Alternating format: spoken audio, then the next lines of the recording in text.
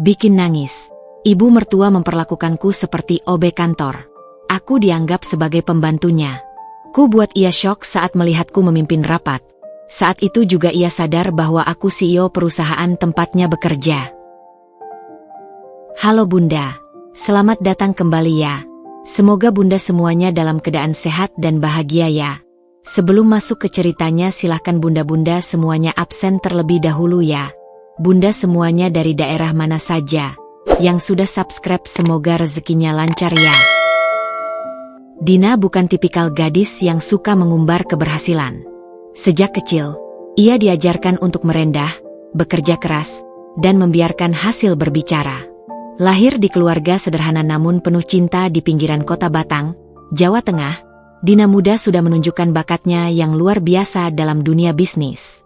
Ayahnya seorang pekerja keras di pabrik garmen, sementara ibunya adalah penjahit rumahan yang tak pernah lelah. Dari merekalah Dina belajar arti ketekunan dan kesederhanaan.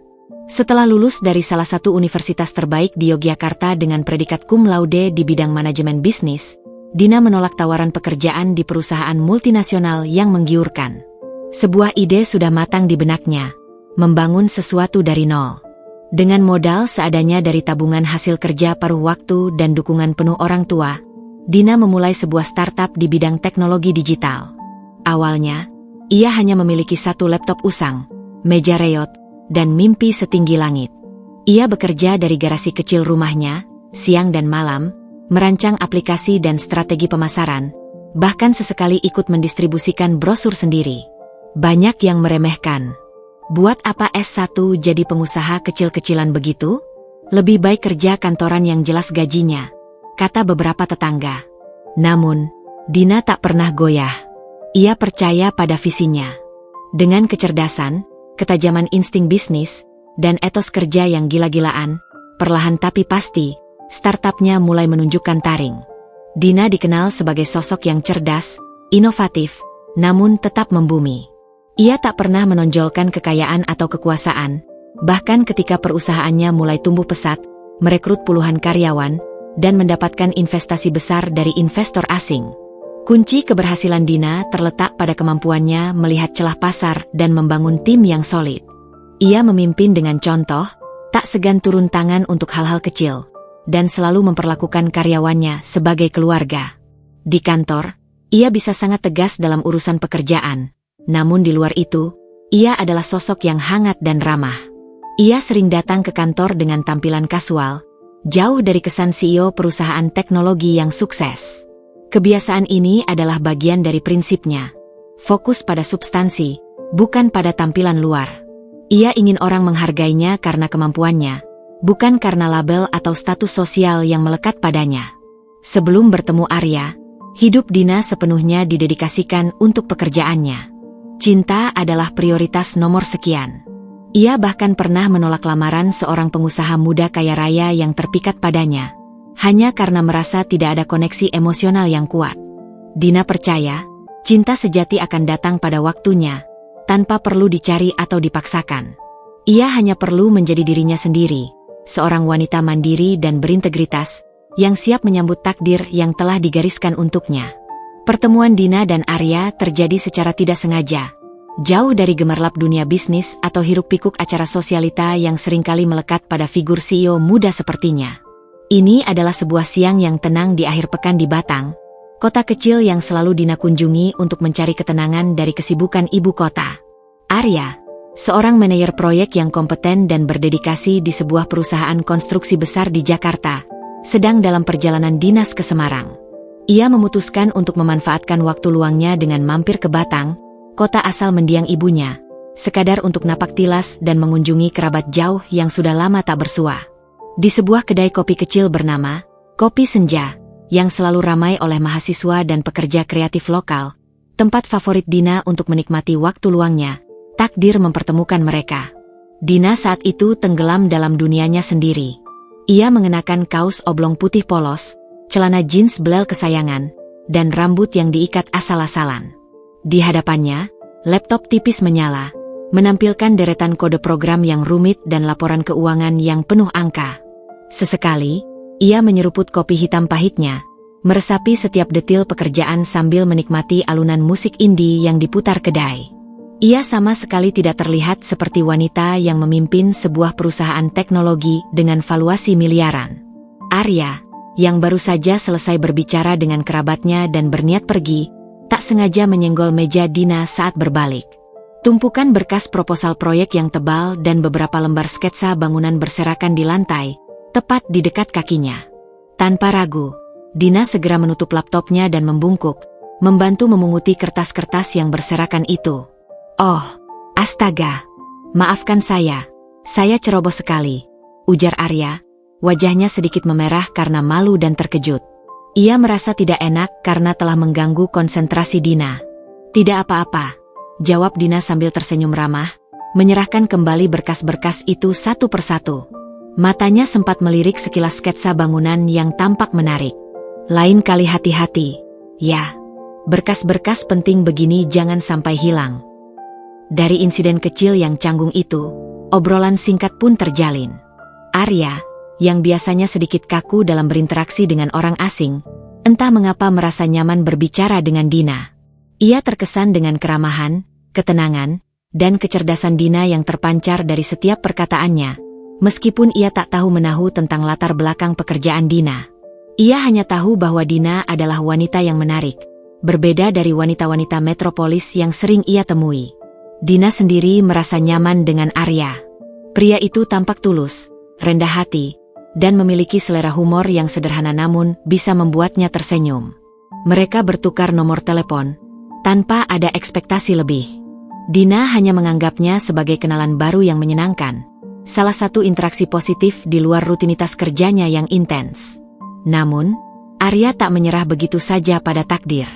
Ia mulai sering menghubungi Dina, awalnya hanya sekadar menanyakan kabar, lalu berlanjut menjadi ajakan makan malam sederhana di warung makan lokal, atau sekadar mengobrol lewat telepon hingga larut malam. Dina, yang awalnya hidupnya sepenuhnya didedikasikan untuk pekerjaan dan tak pernah memikirkan asmara, perlahan mulai membuka hati. Arya tidak pernah menanyakan terlalu banyak tentang pekerjaannya, atau latar belakang keluarganya.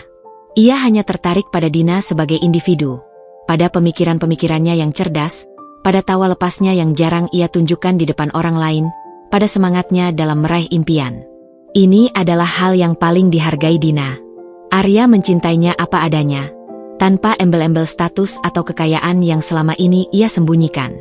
Hubungan mereka berkembang secara alami, jauh dari sorotan media atau tuntutan sosial yang mungkin akan mengiringi seorang CEO sukses. Dina selalu menjaga kerahasiaan pekerjaannya dari Arya, hanya mengatakan bahwa ia memiliki bisnis kecil yang sedang ia kembangkan. Ia tidak berbohong, hanya tidak memberitahukan skala sebenarnya dari bisnisnya. Arya, yang sibuk dengan pekerjaannya sendiri di bidang konstruksi dan sering bepergian ke luar kota, tidak pernah menuntut penjelasan lebih lanjut atau bahkan curiga. Ia melihat Dina sebagai wanita mandiri yang pekerja keras, dan itu sudah lebih dari cukup baginya. Hubungan mereka dibangun di atas rasa saling percaya dan kenyamanan, bukan dari prestise atau materi. Setelah hampir 2 tahun berpacaran, sebuah sore yang tenang di tepi pantai Jepara saat matahari terbenam jingga, Arya melamar Dina. Lamaran itu sederhana, tanpa kemewahan yang berlebihan, hanya berdua dengan deburan ombak sebagai saksi. Dina terharu. Ia tahu Arya adalah pria yang tepat, pria yang mencintainya tanpa syarat, yang tidak akan terintimidasi oleh kesuksesannya, dan yang akan selalu menjadi pelabuhan baginya. Ia menerima lamaran itu dengan hati penuh kebahagiaan, meskipun di sudut hatinya, ia tahu, tantangan terbesar mungkin akan datang dari keluarga Arya, terutama sang ibu yang terkenal sangat selektif. Setelah lamaran yang penuh kehangatan dan janji-janji masa depan itu, babak baru dalam hubungan Dina dan Arya pun dimulai. Perkenalan resmi Dina dengan keluarga inti Arya. Sebuah ritual penting yang tak bisa dihindari, terutama mengingat Arya adalah putra tunggal dari seorang janda kaya raya, Ibu Ratna. Suami Ibu Ratna telah lama meninggal dunia, mewariskan sebuah kerajaan bisnis properti yang cukup besar dan terkemuka di Jakarta. Sejak kepergian suaminya, Ibu Ratna hidup dalam kemewahan dan lingkaran sosialita kelas atas Jakarta, menjunjung tinggi status, prestise, dan nama baik keluarga di atas segalanya. Arya sendiri adalah anak yang sangat berbakti, Namun Dina tahu bahwa ia tidak sepenuhnya sepemikiran dengan ibunya dalam banyak hal, terutama mengenai pandangan hidup dan nilai-nilai. Dina bersiap menghadapi pertemuan ini dengan hati lapang dan pikiran positif. Ia tahu ini adalah momen krusial, tetapi ia tetap ingin menunjukkan dirinya apa adanya. Ia memilih pakaian yang sederhana namun tetap elegan. Blus berwarna off-white dengan detail minimalis, dipadukan dengan rok pensil berwarna taupe yang menutupi lutut. Rambutnya diikat rapi ke belakang, dan riasan wajahnya sangat tipis, hanya untuk menonjolkan kecantikan alaminya. Dina ingin menyoroti integritas dan kemandiriannya, bukan kemampuannya untuk tampil glamor. Namun, kesan pertama di rumah megah Ibu Ratna di kawasan elit Pondok Indah, Jakarta Selatan, tidak berjalan semulus yang ia bayangkan. Begitu pintu kayu jati yang besar terbuka dan Dina melangkahkan kaki ke dalam foyer yang luas, aroma bunga lili yang mahal menyambutnya, disusul dengan pandangan tajam dari Ibu Ratna yang sudah menunggu di ruang tamu. Ruang tamu itu sendiri adalah sebuah mahakarya, dipenuhi perabot antik bergaya Eropa, lukisan-lukisan mahal karya seniman ternama, dan karpet Persia yang lembut diinjak. Semua memancarkan aura kemewahan yang sangat kentara. Jadi, ini gadis yang membuatmu gila, Arya? Suara Ibu Ratna terdengar menusuk. Suaranya sedikit serak namun penuh otoritas. Matanya menyapu Dina dari ujung rambut hingga ujung kaki, menimbang-nimbang setiap inci penampilannya dengan tatapan skeptis yang sulit disembunyikan. Raut wajahnya tidak menunjukkan senyum ramah atau sambutan hangat, melainkan kerutan di dahi yang mengindikasikan ketidaksetujuan. "Ibu, ini Dina." "Dina, ini Ibu." Arya memperkenalkan, mencoba mencairkan suasana yang sudah terasa membeku dan tegang. Ia bisa merasakan ketidaknyamanan Dina. Dina tersenyum ramah, senyum tulus yang biasa ia tunjukkan kepada siapapun. Ia mengulurkan tangannya yang lembut. "Senang sekali bisa bertemu dengan Ibu." Ibu Ratna menyambut uluran tangan Dina dengan genggaman singkat, dingin, dan bahkan sedikit menekan. "Dina, dari mana asalmu, Nak?" "Arya bilang kamu dari Batang." "Oh, daerah mana itu ya?" Ibu kurang familiar. Nadanya terdengar merendahkan, seolah Batang adalah sebuah desa terpencil yang tak layak disebut dalam percakapan elitnya. Ada nada sinis yang tidak bisa Dina lewatkan. Arya mencoba menjelaskan dengan sabar. "Batang itu kota kecil yang indah, Bu. Dekat Pekalongan, ada banyak potensi di sana." "Oh ya, potong Ibu Ratna. Jadi, pekerjaanmu apa, Nak?" "Arya bilang kamu punya bisnis kecil?" "Bisnis apa, Nak?" "Penjahit seperti ibumu." Pertanyaan itu dilontarkan tanpa basa-basi, bahkan tanpa jeda. Matanya menatap Dina dengan pandangan menilai, seolah menggali informasi, bukan membangun koneksi. Tidak ada nada ingin tahu yang tulus, melainkan sebuah interogasi yang terselubung, mencoba menempatkan Dina dalam kategori tertentu yang mungkin rendah di matanya. Dina sempat terkesiap, namun ia sudah menduga pertanyaan semacam ini akan muncul. Ia menarik napas dalam-dalam, menjaga ketenangan dan profesionalismenya. "Saya punya startup di bidang teknologi digital, Bu."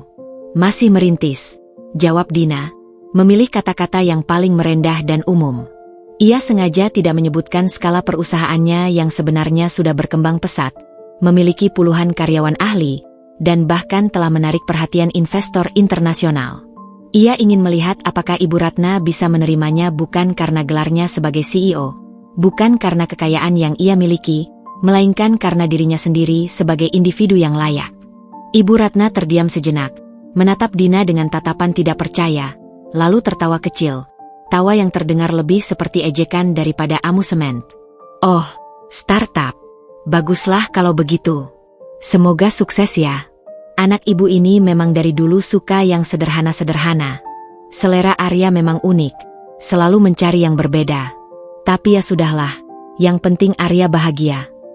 Ada penekanan yang jelas pada kata sederhana-sederhana, seolah Dina adalah pilihan yang jauh di bawah standar yang ia inginkan untuk putranya.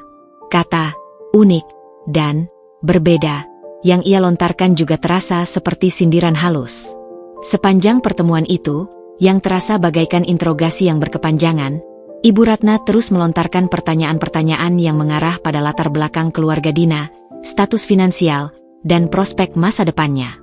Ia juga tak henti-hentinya membandingkan Dina dengan menantu teman-temannya yang kaya raya, bergelar tinggi dari universitas bergengsi luar negeri, atau berasal dari keluarga terpandang yang memiliki nama besar.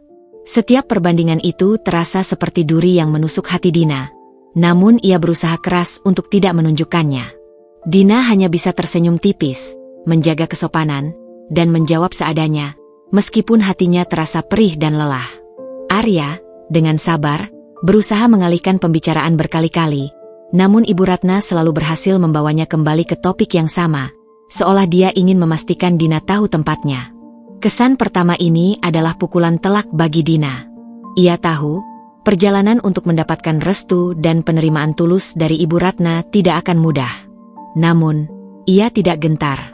Dina adalah wanita yang tangguh, yang pernah membangun sebuah perusahaan dari nol, menghadapi cemoohan, dan membuktikan dirinya. Ini hanyalah satu tantangan lagi, sebuah ujian kesabaran yang harus ia hadapi. Ia yakin, seiring berjalannya waktu, ibu mertua akan melihat sisi lain dirinya yang tidak terpengaruh oleh status atau kekayaan, melainkan karena nilai-nilai dan integritasnya sebagai manusia.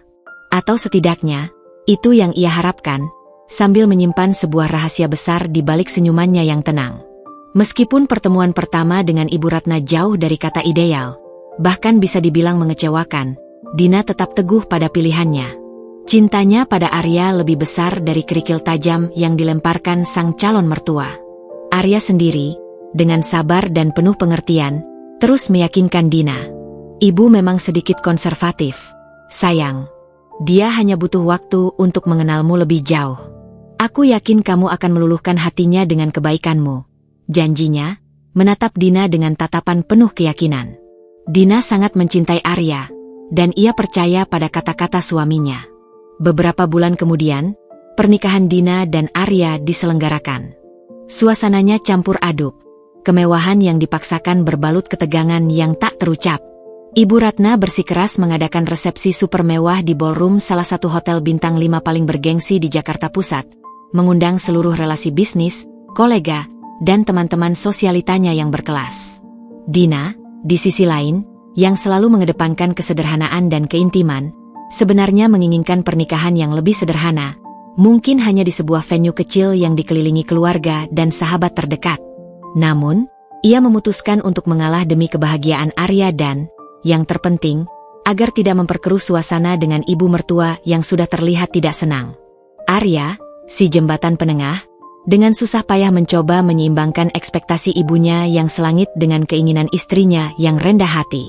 Sepanjang acara, Ibu Ratna tak henti-hentinya memperkenalkan Dina kepada para tamu dengan nada yang seolah-olah meminta dikasihani atau penjelasan.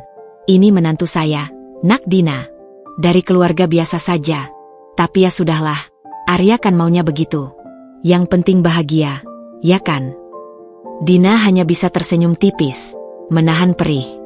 Ia tahu, di mata ibu mertua, ia tetaplah seorang, biasa saja, yang tak sepadan dengan kasta keluarga mereka. Setelah menikah, atas desakan kuat dari Ibu Ratna, yang beralasan, agar Arya tidak jauh dari ibu, dan, bisa menghemat pengeluaran, Dina dan Arya akhirnya memutuskan untuk tinggal di rumah megah ibu mertua. Sebuah keputusan yang diambil dengan berat hati oleh Dina, namun ia berusaha melihat sisi positifnya. Awalnya, Dina berpikir ini adalah kesempatan emas untuk lebih dekat dan membangun hubungan baik dengan ibu mertua, membuktikan bahwa ia layak diterima. Namun, ia salah besar. Permulaan kehidupan rumah tangga mereka di sana justru menjadi awal neraka kecil bagi Dina. Hari-hari pertama berlalu dengan rutinitas baru yang mencengangkan dan melelahkan. Ibu Ratna, yang terbiasa hidup dikelilingi pelayan dan asisten rumah tangga yang jumlahnya tak sedikit, seolah-olah menganggap Dina adalah tambahan baru dalam daftar karyawannya. Pagi-pagi sekali, terkadang bahkan sebelum adzan subuh berkumandang, suara ketukan keras di pintu kamar Dina dan Arya sudah terdengar. "Dina, sudah bangun? Cepat siapkan sarapan. Ibu tidak suka menunggu lama. Bubur ayam kampung ibu harus sudah siap pukul 7 tepat." Suara Ibu Ratna menggema dari balik pintu, tanpa ada basa-basi atau sapaan selamat pagi. Awalnya, Dina mengira itu hanya permintaan sesekali, mungkin karena asisten rumah tangga sedang libur atau tidak enak badan. Namun, Ini dengan cepat menjadi pola harian yang tak terelakkan. Tugas-tugas rumah tangga yang seharusnya bisa dikerjakan oleh 3 asisten rumah tangga dan 2 tukang kebun yang memang dipekerjakan di rumah itu, seperti memasak sarapan, makan siang, dan makan malam, mencuci piring dan peralatan dapur yang menumpuk, membersihkan ruang tamu yang selalu tampak kinclong tapi harus lebih kinclong lagi, menyetrika tumpukan pakaian Arya dan bahkan pakaian ibu mertua yang berjumlah puluhan, tiba-tiba dialihkan kepadanya. "Dina, itu piring bekas makan siang ibu kenapa masih di meja makan? Kamu ini kerjanya apa saja di rumah? Jangan cuma diam saja di kamar main laptop terus. Ibu butuh bantuan," omel Ibu Ratna suatu sore, dengan nada menuduh, saat Dina sedang mencoba menyelesaikan pekerjaan kantornya yang krusial dari laptop di sudut ruang tamu yang sepi. Mata Dina sempat melirik jam, menunjukkan pukul 3 sore, waktu di mana ia seharusnya sedang dalam rapat online dengan timnya. Dina akan dengan sabar menutup laptopnya, menahan desakan emosi dan jadwal rapat yang terbengkalai, pergi ke dapur, dan mencuci piring-piring itu hingga bersih mengkilap. Ia mencoba mencari cara untuk menolak dengan halus atau menjelaskan situasinya yang sebenarnya adalah seorang CEO yang sedang bekerja. Namun setiap kali ia mencoba memulai kalimatnya, ibu mertua akan memotongnya dengan nada superior yang tak terbantahkan. "Kan kamu tidak kerja kantoran, Dina. Bisnismu kan di rumah saja, bisa dikerjakan kapan saja dan jam berapa saja. Daripada bengong, bantu ibu urus rumah ini. Lagi pula, ibu bayar lo ini pembantu-pembantu di rumah ini. Kamu kan bagian dari keluarga, harusnya sukarela." Ini adalah kalimat favorit ibu mertua, yang diucapkan dengan senyum mengejek. Ia tak tahu, atau pura-pura tak tahu, bahwa bisnis kecil Dina adalah sebuah perusahaan besar yang membutuhkan konsentrasi penuh, manajemen strategis, dan pengambilan keputusan cepat yang tak bisa ditunda. Bagi Ibu Ratna, bisnis di rumah, Dina sama saja dengan tidak punya pekerjaan serius. Arya, yang sering pulang larut malam karena pekerjaannya sebagai manajer proyek konstruksi yang sangat menyita waktu, hanya bisa meminta maaf kepada Dina saat mereka berdua di kamar. "Maaf ya, sayang. Aku tahu ibu keterlaluan. Aku sudah coba bicara dengannya, tapi dia keras kepala sekali," janjinya, sambil memijat pelipisnya sendiri. Tapi Dina tahu, Arya terlalu menghormati ibunya dan terlalu lelah setelah bekerja seharian untuk bisa menghadapi drama di rumah. Ia akhirnya memilih bersabar, berharap ada perubahan, atau setidaknya ibu mertua akan lelah sendiri. Namun, tanpa Dina sadari, kesabarannya justru dimanfaatkan sepenuhnya oleh ibu mertua. Ia semakin menjadi-jadi, memperlakukan Dina seperti seorang office boy pribadi, atau bahkan lebih rendah dari itu, seorang pembantu tak berbayar yang tak memiliki harga diri dan suara. Setiap hari, Dina merasa harga dirinya semakin terkikis, namun ia tetap memilih diam, menyimpan semua ini rapat-rapat dalam hati, dan terus menyembunyikan identitas aslinya. Ia berjanji pada dirinya sendiri, akan ada masanya, ketika semua ini akan berakhir. Kehidupan Dina sebagai pembantu di rumah ibu mertua berlanjut, semakin mengikis kesabaran dan harga dirinya setiap hari, tak ubahnya tetesan air yang mengikis batu karang. Arya, meskipun bersimpati dan sesekali mencoba menenangkan, terlalu tenggelam dalam pekerjaannya yang sangat menyita waktu dan mungkin terlalu takut menghadapi ibunya sendiri untuk benar-benar mengubah situasi yang sudah mengakar. Dina berusaha keras membagi fokusnya antara tugas-tugas rumah tangga yang tak ada habisnya dan tanggung jawabnya sebagai CEO yang harus tetap ia jalankan secara diam-diam. Seringkali, ia harus mengambil keputusan penting yang bernilai jutaan dolar untuk perusahaannya sambil mengulek sambal terasi di dapur yang panas, atau membalas email kritis dari investor asing di sela-sela menyetrika tumpukan kemeja Arya yang menggunung. Itu adalah kehidupan ganda yang tak hanya melelahkan fisik, tetapi juga menguras mental dan emosional. Puncaknya terjadi pada suatu sore di bulan September, yang seharusnya menjadi momen perayaan penting bagi Dina. Perusahaannya, Dynatech Solutions, baru saja memenangkan tender besar dengan salah satu perusahaan telekomunikasi terbesar di Asia Tenggara. Ini adalah terobosan signifikan yang akan membawa Dynatech ke level berikutnya, memperluas jangkauan mereka ke pasar regional.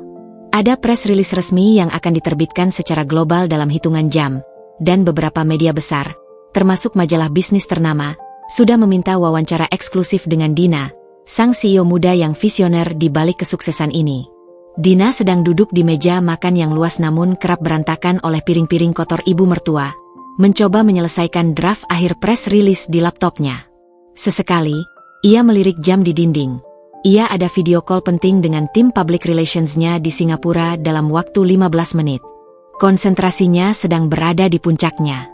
Tiba-tiba, suara nyaring dan melengking Ibu Ratna memecah konsentrasi Dina, seolah petir menyambar di siang bolong. "Dina, kamu itu dengar tidak sih? Ibu bicara padamu." "Dina." Dina mengangkat kepalanya, mencoba tersenyum selembut mungkin meskipun hatinya sudah mulai berdebar. "Ada apa, Bu?" tanyanya, mencoba menjaga nada suaranya tetap tenang.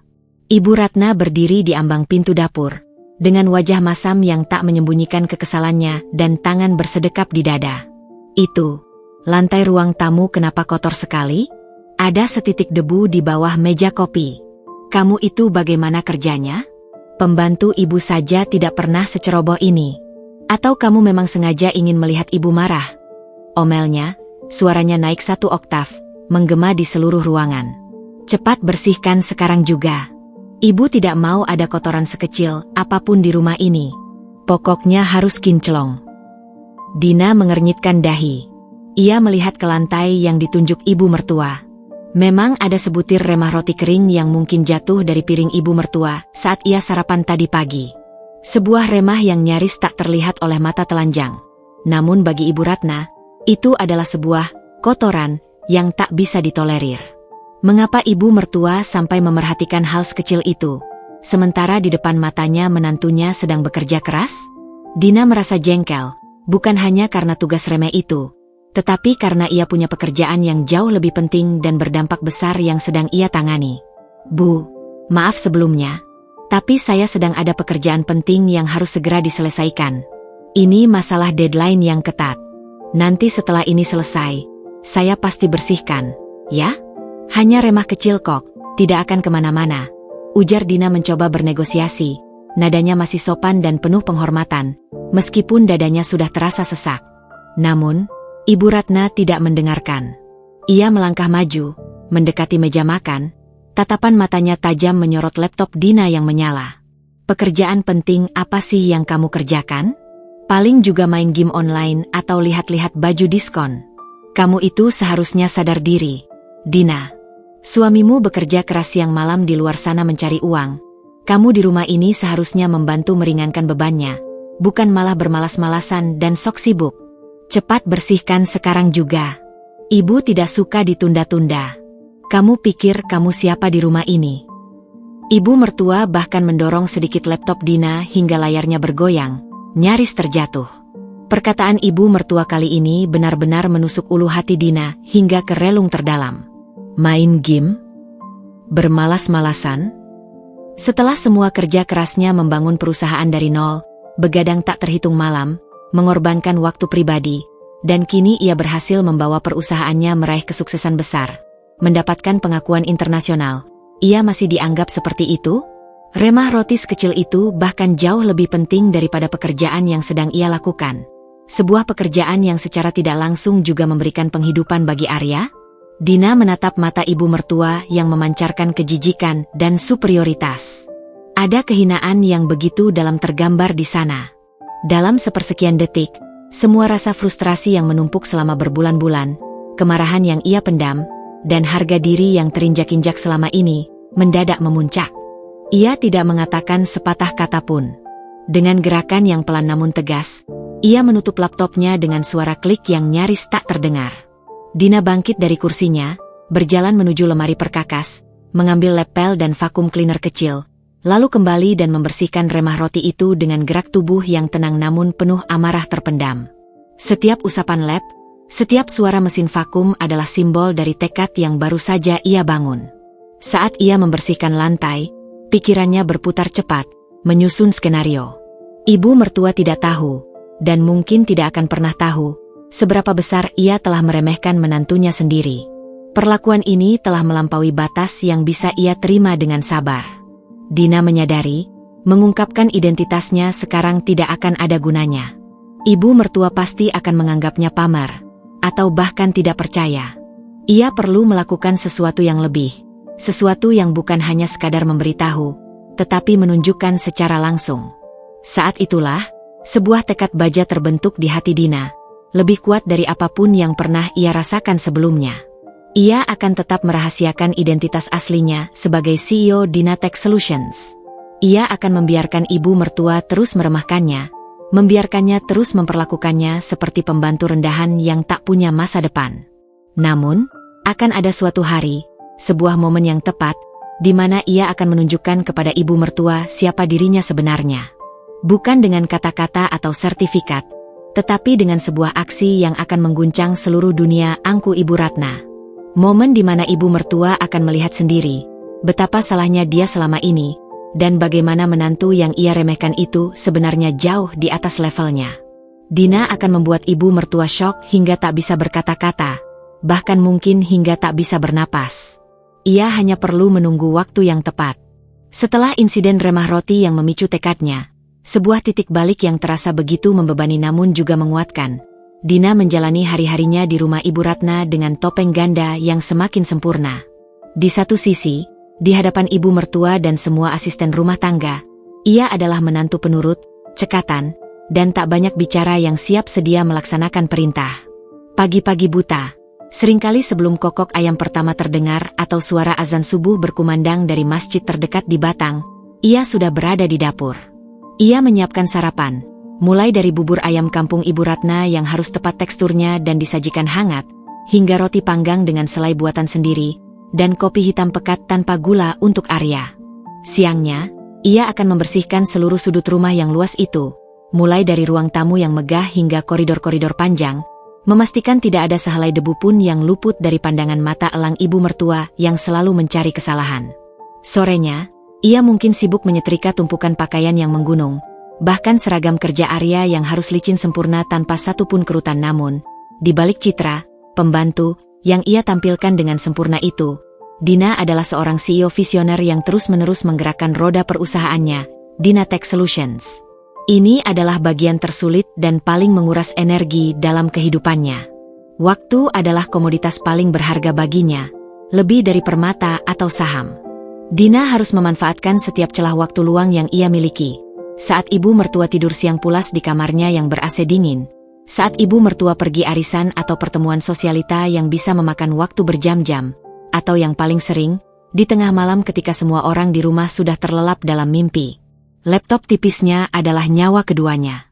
Ia seringkali harus bekerja di kamar mandi dengan pintu terkunci rapat agar suara ketikan keyboard atau percakapannya tidak terdengar, atau di balik selimut tebal dengan cahaya ponsel yang remang-remang, demi menyusun strategi bisnis jangka panjang, membalas email penting dari investor internasional, atau mengikuti video conference global yang seringkali berlangsung di tengah malam karena perbedaan zona waktu dengan mitra di Eropa atau Amerika.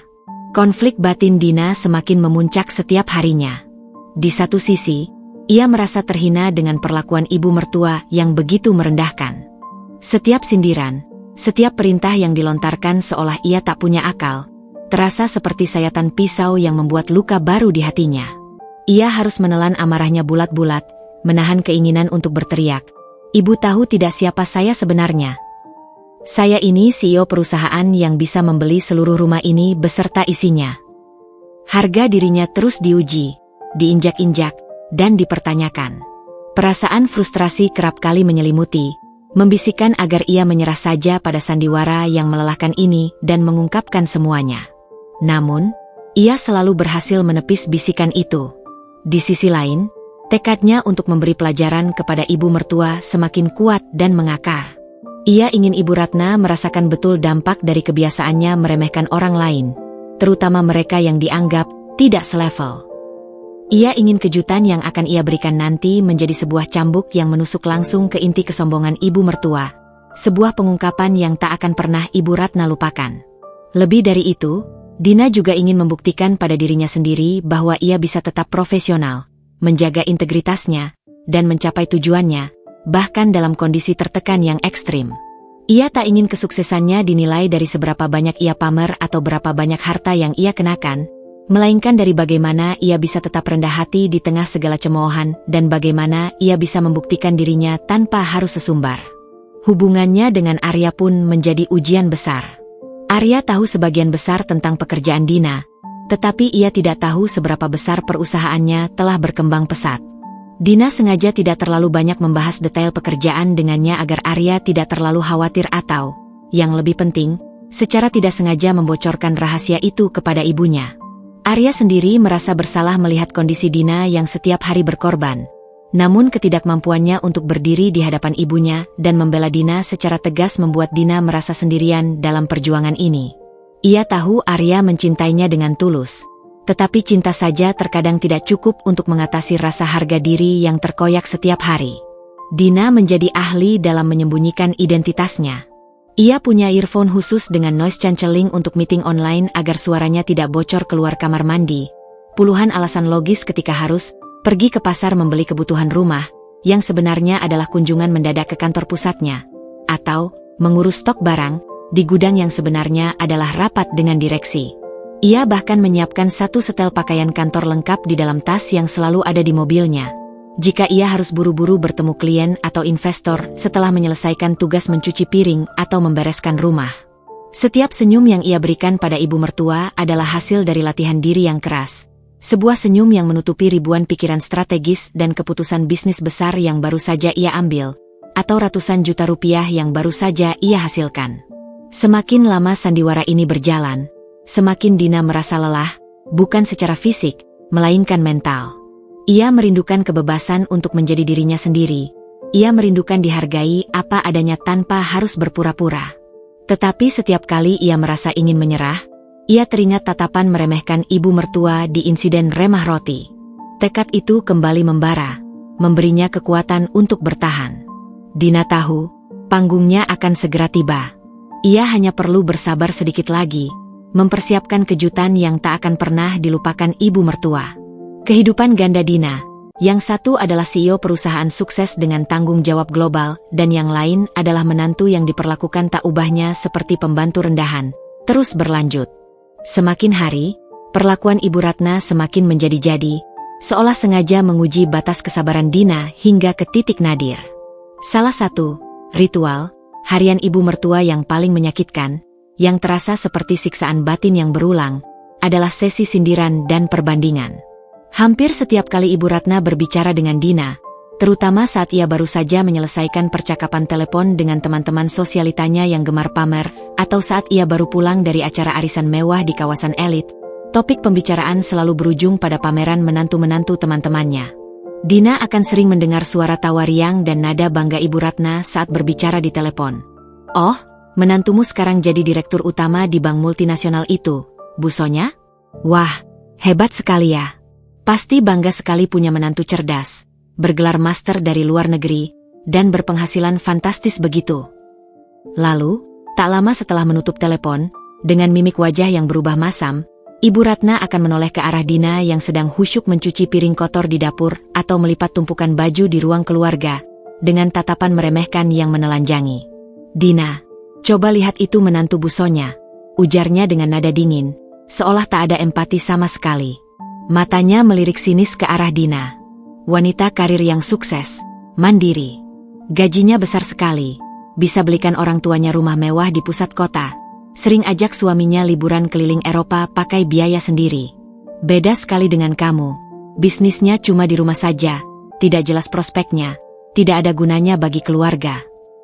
Atau, menantu Bu Tati itu, dokter spesialis kulit, dari keluarga terpandang di Surabaya, terbiasa hidup berkecukupan. Setiap kali ada pertemuan sosialita, dia selalu jadi pusat perhatian. Penampilannya selalu fashionable dan berkelas. Kamu cuma bisa pakai daster lusuh di rumah. Ia akan berhenti sejenak, membiarkan pertanyaan menggantung di udara, seolah Dina tak pantas bahkan untuk disebut atau dibandingkan. Setiap kata terasa seperti belati tajam yang menembus hati Dina. Sindiran-sindiran ini bukan hanya dilontarkan secara verbal. Seringkali, Ibu Ratna akan sengaja menunjukkan foto-foto menantu teman-temannya yang terpampang di majalah sosialita terkemuka, atau unggahan media sosial mereka yang syarat kemewahan, lengkap dengan keterangan jabatan mentereng, aset mewah yang mereka miliki, mulai dari mobil sport terbaru hingga villa di Bali, atau perjalanan liburan eksotis yang baru saja mereka nikmati. "Lihat ini, Dina." Menantu Bu Wulan itu, dia sendiri seorang pengusaha properti sukses. Suaminya seorang pilot maskapai internasional. Mereka baru saja liburan ke Paris naik jet pribadi. Kamu tahu apa itu jet pribadi? Pesawat khusus untuk orang kaya raya. Loh, tanyanya dengan nada mengejek, seolah Dina tak pernah melihat atau membayangkan kemewahan semacam itu. Dina hanya akan mengangguk kecil, menahan senyum miris di bibirnya. Padahal, tanpa sepengetahuan ibu mertua, Dina pernah terbang menggunakan jet pribadinya sendiri. Bahkan salah satu investor utamanya memiliki jet pribadi yang jauh lebih mewah dan canggih dari yang Ibu Ratna banggakan. Terkadang, ia bahkan harus berpura-pura kagum, seolah baru pertama kali melihat kemewahan tersebut. Yang paling menyakitkan bagi Dina adalah ketika Ibu Ratna mulai mengungkit-ungkit kontribusi finansial atau bahkan meragukan kemampuan Dina mengurus rumah. Dulu menantu Ibu Mira itu hebat sekali, bisa bantu melunasi utang keluarga suaminya yang ratusan juta. Kalau kamu, apa yang bisa kamu sumbangkan untuk keluarga ini? Memasak saja kadang keasinan, kadang lupa pakai garam, celetuknya suatu kali, dengan nada mencibir, saat Dina tak sengaja membuat masakan yang terlalu asin karena pikirannya terpecah antara rapat dewan direksi dan resep opor ayam. Padahal, tanpa sepengetahuan Ibu Ratna, Dina telah berkali-kali membantu pembayaran beberapa tagihan rumah tangga yang cukup besar, seperti renovasi bagian dapur atau perbaikan atap yang bocor, secara diam-diam melalui Arya, hanya untuk meringankan beban suaminya dan menjaga keharmonisan sepihak di rumah itu. Arya, yang sesekali menyaksikan atau mendengar sindiran pedas itu secara langsung, akan terlihat sangat tidak nyaman dan gelisah. Ibu, jangan bicara begitu. Dina kan sudah berusaha keras. Pekerjaannya juga membutuhkan fokus. Ia akan mencoba membela. Namun suaranya biasanya terlalu pelan dan mudah dipatahkan oleh dominasi ibu mertua yang sudah mengakar. Berusaha apa? Usaha di rumah saja kok. Coba kalau dia punya karir mentereng seperti menantu teman-teman ibu, pasti ibu tidak akan menyuruhnya bersih-bersih dan memasak begini setiap hari. Ibu juga tidak akan keberatan dia sibuk dengan bisnis kecilnya, itu. Respons Ibu Ratna dengan nada penuh kemenangan, seolah kata-katanya adalah putusan akhir yang tak terbantahkan. Setiap sindiran, setiap perbandingan, bagai api kecil yang membakar tekad Dina. Semakin ibu mertua meremahkannya, semakin kuat keinginannya untuk memberi kejutan yang tak akan pernah terlupakan. Ia melihat dengan jelas kesombongan dan kebutaan ibu mertua, yang hanya bisa menilai seseorang dari lapisan luar, gelar, jabatan, label merek, dan tumpukan harta. Dina berjanji pada dirinya sendiri, bahwa ketika waktunya tiba, ia akan menunjukkan kepada ibu mertua bahwa nilai seseorang tidak ditentukan oleh apa yang ia pamerkan atau seberapa keras ia merendahkan orang lain, melainkan oleh apa yang ia raih dengan integritas, kerendahan hati, dan kerja keras yang ia pegang teguh. Dan ketika itu terjadi, ibu mertua akan benar-benar syok, sebuah kejutan yang akan mengguncang pondasi keangkuhannya. Seiring berjalannya waktu, sindiran dan perbandingan yang dilontarkan Ibu Ratna terhadap Dina tidak lagi cukup. Keinginannya untuk menekan Dina dan mengajarinya agar bersikap sesuai standar menantu idaman versi dirinya semakin menjadi-jadi, melampaui batas-batas kesopanan dan privasi. Tekanan ini mulai merambah ke aspek-aspek yang lebih personal dan, yang paling membuat Dina geram, melibatkan intervensi yang tidak pada tempatnya dalam urusan finansial dan sosial. Suatu pagi yang cerah, saat Dina baru saja selesai membantu Ibu Ratna menata meja sarapan mewah yang penuh dengan berbagai hidangan, bubur ayam, roti bakar, dan aneka kue basah, telepon genggam ibu mertua yang bertahtakan berlian berdering nyaring. Ibu Ratna menerima panggilan itu dengan ekspresi wajah serius, sesekali melirik tajam ke arah Dina yang sedang menuangkan teh. Setelah menutup telepon, ia menatap Dina dengan tatapan penuh penilaian, bibirnya tertarik ke bawah, seolah menemukan sebuah kekurangan besar. Dina, ibu baru saja bicara dengan kolega ibu, Bu Sriwijaya. Anaknya baru saja menikah, dan menantunya, seorang sarjana keuangan lulusan universitas luar negeri, langsung diangkat jadi bendahara di beberapa yayasan sosial besar yang bergerak di bidang konservasi laut dan pendidikan anak-anak. Dia mengelola dana miliaran rupiah loh, Dina. Bahkan, katanya, dia baru saja berhasil menarik investasi dari bank-bank besar untuk yayasannya. Ibu jadi berpikir, kamu ini kan S1 juga, kok ya tidak ada inisiatif begitu? Ibu Ratna memulai dengan nada yang lebih berat dan menekan dari biasanya, Matanya tak lepas dari Dina. Arya itu sering mengeluh tentang biaya ini itu di rumah ini, tentang kebutuhan ibu yang semakin banyak, pajak properti yang naik, atau biaya perawatan taman yang membengkak. Kamu ini kan katanya punya bisnis, masa tidak bisa membantu lebih? Arya itu tulang punggung keluarga. Dina, kalau kamu bisa meringankan bebannya, ibu pasti lebih tenang dan bangga. Kata-kata itu bagai panah beracun yang menusuk ulu hati Dina. Selama ini ia sudah banyak membantu secara diam-diam melalui Arya. Ia membiayai beberapa renovasi rumah yang cukup besar, seperti perbaikan atap yang bocor parah di musim hujan atau penggantian sistem sanitasi yang rusak. Ia bahkan diam-diam mengirimkan sejumlah uang besar ke rekening pribadi Arya setiap bulan, tanpa sepengetahuan ibu mertua, agar Arya bisa sedikit bernafas dari tuntutan ibunya dan kebutuhan rumah tangga yang tak ada habisnya. Ibu mertua bahkan tidak tahu bahwa Dina, melalui perusahaannya, juga sering berpartisipasi dalam program-program CSR yang mengelola dana jauh lebih besar dari yang dibayangkan Ibu Ratna, bahkan menjalin kerjasama dengan lembaga-lembaga internasional. Tekanan finansial yang diungkit-ungkit ibu mertua memang sebuah taktik baru. Ia sering meminta Arya untuk membelikan ini dan itu, yang sebenarnya tidak terlalu mendesak, seperti perhiasan baru, tas desainer, atau bahkan mendadak ingin merenovasi bagian rumah yang masih layak dengan arsitek mahal. Semua itu seolah-olah untuk menguji kemampuan finansial Arya, dan secara tidak langsung, Dina. Jika Arya terlihat keberatan atau membutuhkan waktu untuk memenuhi permintaannya, Ibu Ratna akan langsung melirik Dina dengan ekspresi kecewa, seolah berkata, "Lihat kan, menantuku tidak bisa diandalkan, bahkan untuk membantu suaminya." Tidak hanya soal keuangan, Ibu Ratna juga mulai campur tangan dalam urusan sosial Dina, berusaha mengontrol citra Dina di hadapan teman-temannya. "Dina, nanti sore ibu ada arisan besar di klub golf. Kamu ikut?" "Ya. Tapi jangan pakai baju itu. Itu terlalu biasa, tidak cocok dengan dress code kita. Pakai gaun yang ibu belikan kemarin, yang warna fuchsia dengan payet itu.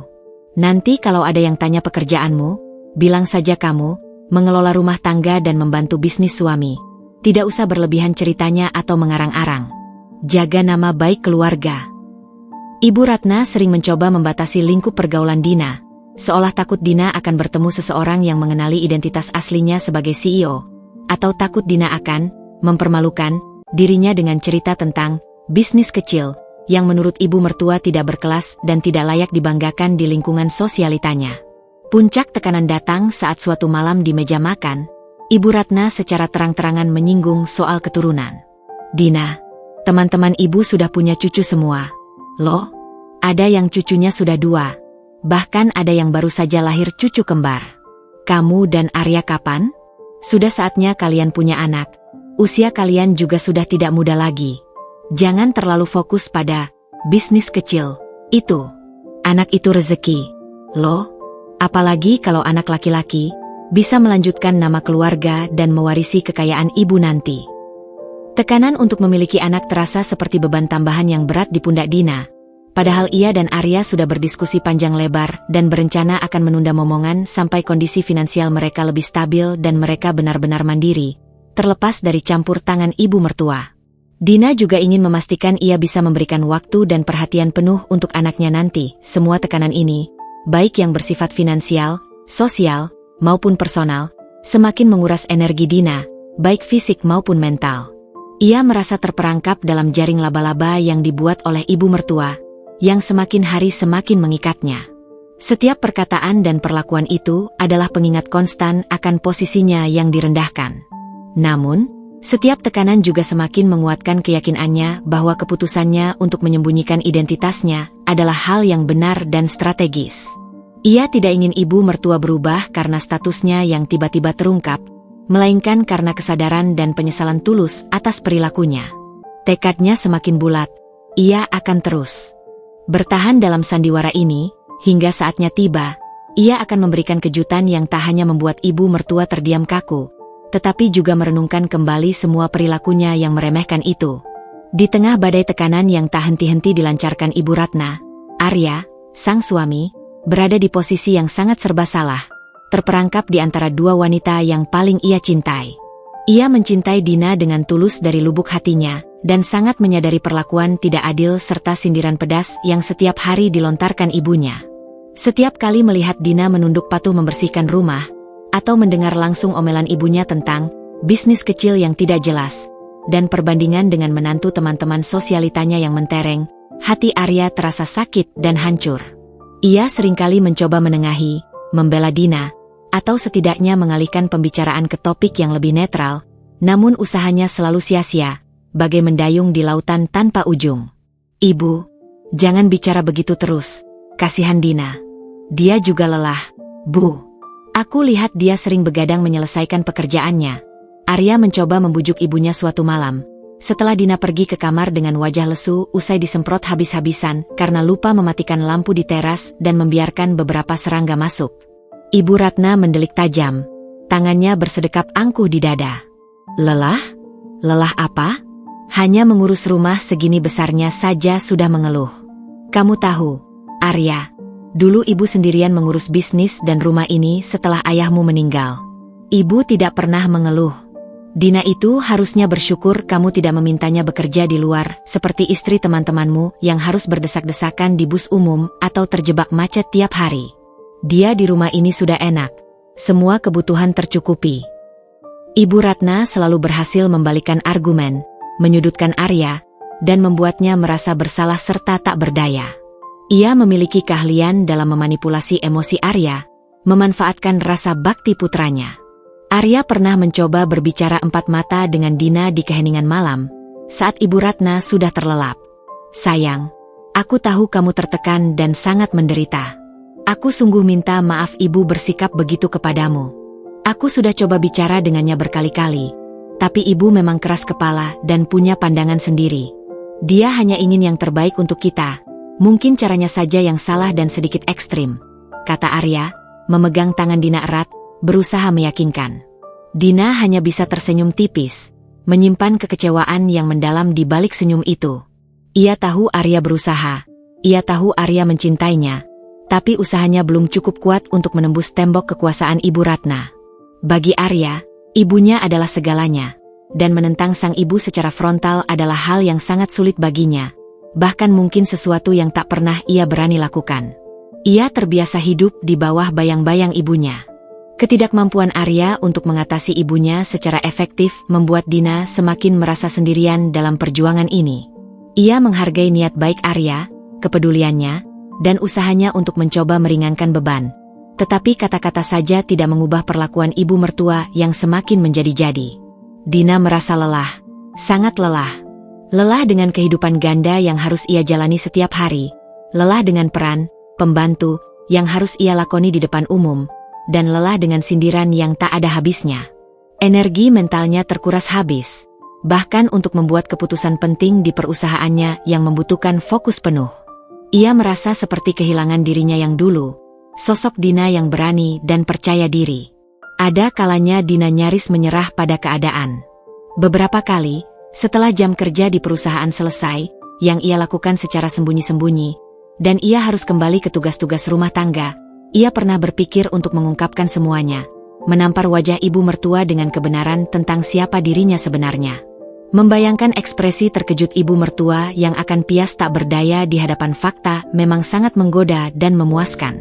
Namun, setiap kali pikiran itu melintas, ia teringat pada Arya.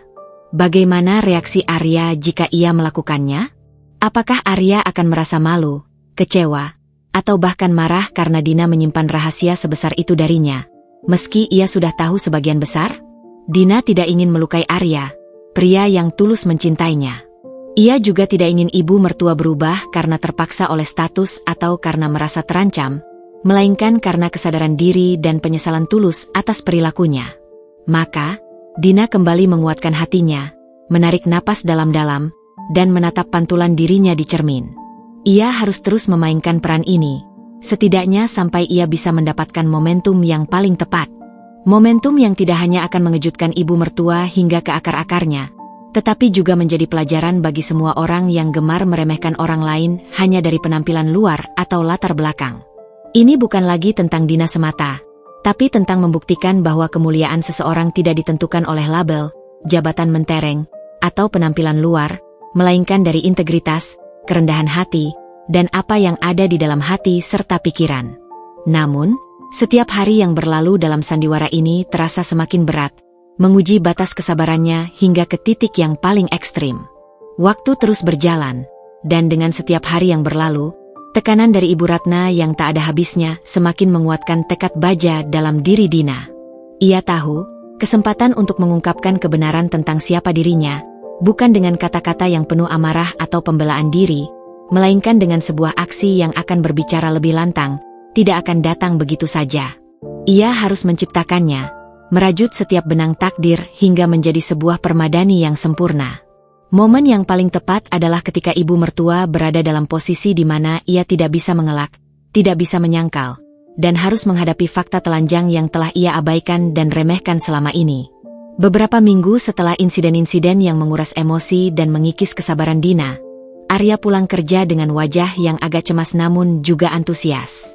Ia melepaskan dasinya yang sedikit longgar sambil berjalan ke arah Dina yang sedang melipat cucian di ruang keluarga.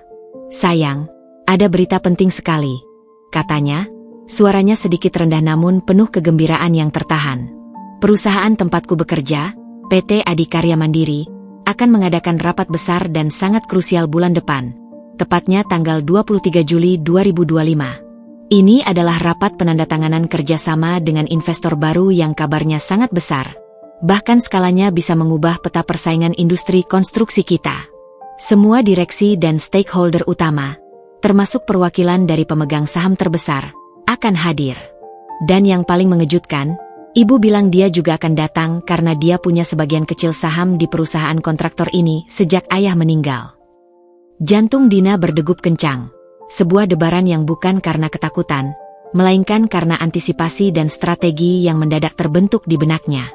Ia mencoba menenangkan diri, menarik napas dalam-dalam, dan mengembuskannya perlahan. Ini dia. Ini adalah kesempatan emas yang ia tunggu-tunggu, panggung yang sempurna. Firasatnya selama ini ternyata benar. Perusahaan tempat Arya bekerja, PT Adikarya Mandiri, adalah salah satu klien terbesar dari Dinatech Solutions. Bahkan calon investor besar yang disebut Arya adalah mitra strategis yang sudah lama Dina incar untuk ekspansi bisnisnya ke sektor konstruksi. Mereka sudah dalam tahap negosiasi akhir, dan Dina sudah tahu jadwal penandatanganan kontrak itu secara detail. "Oh ya? Rapatnya di mana, Arya?" tanya Dina, pura-pura penasaran dan menampilkan ekspresi umum, padahal ia sudah tahu persis detailnya. Ia bahkan sudah menerima undangan resmi untuk memimpin rapat tersebut. Di lantai paling atas gedung baru kita, ruang konferensi utama nomor 1. "Kenapa, sayang? Kamu tumben tertarik sekali," jawab Arya, sedikit heran dengan ketenangan Dina yang tidak biasa di tengah berita sebesar itu. Dina tersenyum tipis, senyum yang menyimpan ribuan rahasia. "Tidak apa-apa. Hanya ingin tahu saja. Semoga rapatmu lancar ya, sayang." Sejak percakapan itu, pikiran Dina bekerja jauh lebih cepat dan terstruktur. Ia mulai menyusun rencana dengan sangat cermat, seperti seorang jenderal yang merancang strategi perang. Ia harus memastikan segalanya berjalan sempurna dan efek kejutannya maksimal. Pertama, ia perlu memastikan kehadirannya di rapat itu tanpa menimbulkan kecurigaan sedikit pun dari ibu mertua. Ia bisa beralasan mengantar Arya, atau ingin melihat kantor Arya, tapi itu terlalu riskan dan bisa memicu pertanyaan lebih lanjut. Ada cara yang jauh lebih elegan dan tak terbantahkan. Di kantornya, yang untungnya berlokasi tidak terlalu jauh dari kediaman Ibu Ratna, Dina segera menghubungi sekretaris pribadinya yang sangat kompeten dan loyal, Risa. "Risa, tolong jadwalkan ulang rapat final dengan tim legal dan stakeholder penting untuk proyek Komet, serta penandatanganan kontrak dengan PT Adikarya Mandiri. Pastikan itu jatuh di tanggal yang sama persis dengan rapat internal PT Adikarya Mandiri, yaitu 23 Juli 2025, dan lokasinya di kantor pusat kita, di ruang konferensi utama lantai paling atas. Aku ingin semua direksi, kepala departemen, dan calon mitra penting hadir tanpa terkecuali. Aku ingin semua urusan berjalan lancar dan bisa segera diresmikan di hari itu." Risa, yang sudah terbiasa dengan keputusan strategis dan terkadang unik dari Dina, hanya mengangguk patuh sambil mencatat. Ia tahu Dina tidak pernah mengambil keputusan tanpa alasan kuat. Dina kemudian menghubungi timnya yang lain, memberikan instruksi detail untuk persiapan rapat. Ia meminta mereka menyiapkan presentasi terbaik yang mencakup visi dan misi Dinatek ke depan, data paling akurat mengenai pertumbuhan perusahaan, dan semua dokumen legal yang diperlukan untuk penandatanganan kontrak. Bahkan detail sekecil apapun, seperti catering dan tata letak ruangan, ia pastikan sempurna. Dalam beberapa hari ke depan menjelang tanggal 23 Juli 2025, Dina semakin intensif menjalankan perannya sebagai pembantu di rumah. Ia bahkan sengaja bersikap sedikit lebih penurut dan baik, sesekali menawarkan diri untuk mengerjakan tugas yang sebenarnya bukan bagiannya, agar ibu mertua tidak curiga jika ia tiba-tiba meminta izin pergi atau pulang larut karena persiapan rapat. Dina, ibu minta tolong kamu siapkan pakaian terbaik Arya untuk rapat penting itu. Dasinya yang warna biru navy itu ya, yang mahal itu, harus bersih dan licin. Jangan sampai Arya terlihat lusuh di depan investor. Perintah Ibu Ratna suatu sore, dengan nada penuh ekspektasi. Baik, Bu, jawab Dina patuh, menahan senyum tipis yang syarat makna di bibirnya. Ia menyetrika kemeja Arya dengan rapi sempurna, melipat dasi dengan presisi. Dalam hatinya, ia membayangkan Arya mengenakan kemeja itu di rapat yang sama, di mana ia akan hadir, bukan sebagai istri yang mendampingi, bukan sebagai menantu yang diremehkan, bukan pula sebagai pembantu rumah tangga, melainkan sebagai CEO yang memimpin acara, di hadapan mata ibu mertua yang akan terbelalak tak percaya. Konflik batinnya kini berganti menjadi antisipasi yang membara. Ia merasa tegang, tetapi juga bersemangat luar biasa. Ini bukan lagi tentang balas dendam pribadi semata, melainkan tentang pembuktian. Pembuktian bahwa ia adalah wanita yang berdaya, layak dihormati, dan jauh dari bayangan rendahan yang diciptakan ibu mertua. Hari itu akan tiba, hari di mana panggung akan terbalik, dan ibu mertua akan menghadapi kenyataan pahit yang telah ia ciptakan sendiri dengan keangkuhan dan penilaian yang dangkal. Hari yang ditunggu-tunggu pun tiba, 23 Juli 2025. Langit pagi di Jakarta cerah, semburat jingga matahari terbit mulai mewarnai cakrawala ibu kota yang mulai sibuk. Namun, bagi Dina, ada gejolak yang jauh lebih besar dan bergelora di dalam dirinya. Ini adalah hari di mana sandiwara panjang akan berakhir, hari di mana kebenaran yang selama ini ia sembunyikan akan terkuak dan membalikkan semua tatanan. Perasaan tegang bercampur dengan semangat membara yang tak terkendali. Ia bangun lebih awal dari biasanya, bahkan sebelum ayam jago tetangga berkokok atau Ibu Ratna terbangun dari tidur lelapnya. Dina menyiapkan sarapan seperti biasa, bubur ayam favorit ibu mertua, roti panggang untuk Arya, dan secangkir teh hangat. Ia membersihkan dapur hingga mengkilap, menyusun piring-piring, dan memastikan semua tugas, menantu ideal, sudah beres. Ia tidak ingin ada celah kecil apapun bagi ibu mertua untuk mengomel atau menahannya pergi dengan alasan pekerjaan rumah yang belum selesai. Setiap gerakan tangannya terasa presisi, penuh perhitungan. Setelah semua pekerjaan rumah selesai, dan rumah kembali sunyi senyap kecuali suara desiran AC, Dina kembali ke kamarnya dengan langkah tenang. Arya masih terlelap, wajahnya tampak lelah setelah bekerja keras. Dina membuka lemari pakaiannya, bukan lemari pakaian sederhana yang biasa ia kenakan di rumah mertua, melainkan sebuah koper kecil yang berisi pakaian khusus untuk hari ini, yang sudah ia siapkan jauh-jauh hari. Dengan hati-hati, ia mengeluarkan sebuah setelan pantsuit berwarna charcoal grey yang dibuat khusus oleh desainer ternama langganannya, terbuat dari bahan wol berkualitas tinggi yang jatuh sempurna di tubuhnya. Ia memadukannya dengan kemeja sutra putih bersih tanpa kerah dan sepatu hak tinggi model stiletto berwarna senada yang ramping, mencerminkan ketegasan. Pakaian itu, yang selama ini tersimpan rapi, kini memancarkan aura profesionalisme yang kuat, kekuatan yang tak terbantahkan, dan kepercayaan diri yang kokoh. Dina duduk di depan meja rias. Ia merias wajahnya dengan polesan minimalis namun presisi, menonjolkan fitur-fitur wajahnya yang tajam, garis rahang yang tegas, mata yang ekspresif, dan bibir yang penuh. Ia sengaja memilih eyeliner tipis dan lipstik berwarna nude agar terlihat serius dan fokus.